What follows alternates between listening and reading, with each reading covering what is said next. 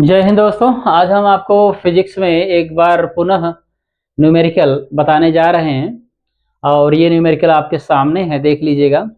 10 kilogram की वस्तु का चंद्रमा पर भार क्या होगा। याद रखिएगा, मैंने न्यूमेरिकल लिखा है 10 किलोग्राम की वस्तु का चंद्रमा पर भार क्या होगा। आप चंद्रमा पर भार निकालें, चाहे मंगल ग्रह पे निकालें अथवा किसी भी जगह पे आप किसी भी वस्तु का भार निकालें, तो आप याद रखिएगा उस जगह पर आपको गुरुत्वीय त्वरण का मान पता होना चाहिए। किस चीज का मान पता होना चाहिए? गुरुत्वीय त्वरण का मान। तो चलिए आपको बताते हैं कि ये न्यूमेरिकल किस प्रकार से लगेगा। है तो बहुत ही आसान, आप देखते रहे ध्यान से। तो चलिए शुरुआत करते हैं न्यूमेरिकल की। सबसे पहले आप जैसा जानते हैं, सबसे पहले आप क्या लिखेंगे? दिया हुआ जो दिया है उसको लिखेंगे, गिवन दैट। तो चलिए गिवन दैट लिखते हैं। द्रव्यमान दिया है कितना बताइए? 10 केजी। कितना दिया है? 10 केजी। हमने आपको अभी अभी बताया कि आप किसी जगह पर, जिस स्थान पर दुनिया में, ब्रह्मांड में किसी भी जगह पे आप अगर भार निकालना चाहें किसी वस्तु का, तो उस जगह पे आपको स्मॉल जी का मान पता होना चाहिए।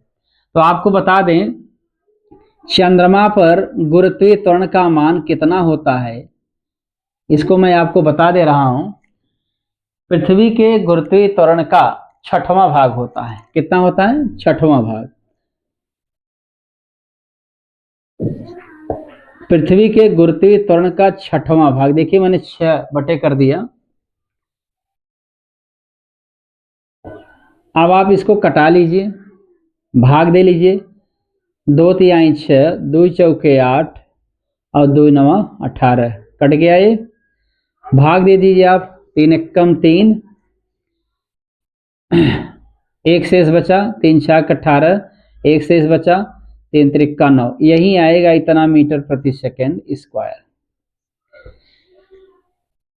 अब यम पता था, जी भी पता था कि चंद्रमा पर स्मॉल जी का मान क्या होता है, 1.63। या तो आप लिख सकते हैं 4.9/3 या 9.8/6 पूरा लिख सकते हैं। आपको भार निकालना है। भार मतलब एक प्रकार का बल। कैसा बल? गुरुत्वाकर्षण बल। गुरुत्वाकर्षण बल क्या होता है? उस जगह पे पृथ्वी कितना गुरुत्वाकर्षण बल उस वस्तु पर लगाएगी, वही उसका भार बनेगा।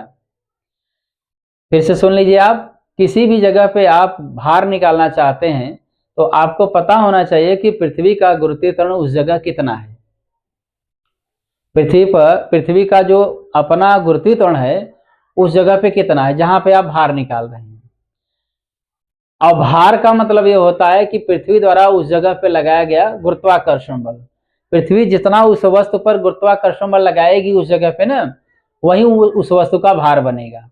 यानी पृथ्वी द्वारा लगाया गया, उस स्थान पर लगाया गया गुरुत्वाकर्षण बल उस वस्तु का उस जगह पे भार बोला जाता है।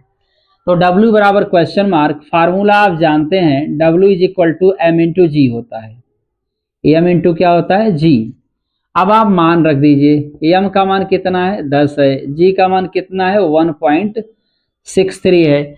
आप गुणा करेंगे तो 16 दशमलव कितना आ जाएगा? 3। 16.3 आ जाएगा न्यूटन। कितना आएगा? 16.3 न्यूटन। इस प्रकार से मैंने आपको चंद्रमा पर 10 किलोग्राम की वस्तु का भार बताया कितना होगा। एक बात और सुन लीजिएगा, जैसे आप मंगल ग्रह पे निकालेंगे किसी वस्तु का भार, तो मंगल ग्रह पे उसका स्मॉल जी पता होना चाहिए। पृथ्वी का अपना स्मॉल जी क्या है वहां पे। आप किसी अन्य ग्रह पे निकालना चाहते हैं, उपग्रह पे निकालना चाहते हैं, तो उस जगह पे पृथ्वी का स्मॉल जी क्या है, वैल्यू पता होनी चाहिए, अन्यथा आपका भार नहीं निकल पाएगा। एक्चुअली भार का फार्मूला होता है W is equal to M into G. तो इस प्रकार से हमने आपको आज चंद्रमा पर किसी वस्तु का भार निकालने का तरीका बताया। आप द्रव्यमान कम बेसी हो सकता है, 10 की जगह 20, 100, 200, 400 किलोग्राम, 1000 कुंतल, कुछ भी हो सकता है। द्रव्यमान आपको पता होना चाहिए।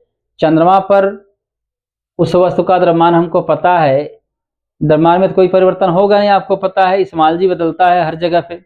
इस्माल जी का मान आपको पता होना चाहिए, वस्तु का द्रव्यमान तो वही रहेगा। इस प्रकार से ये न्यूमेरिकल मैंने आपको बताया। तो उम्मीद करते हैं दोस्तों ये वीडियो आपको पसंद आया होगा। अगले वीडियो में आपसे फिर मिलेंगे, तब तक के लिए धन्यवाद।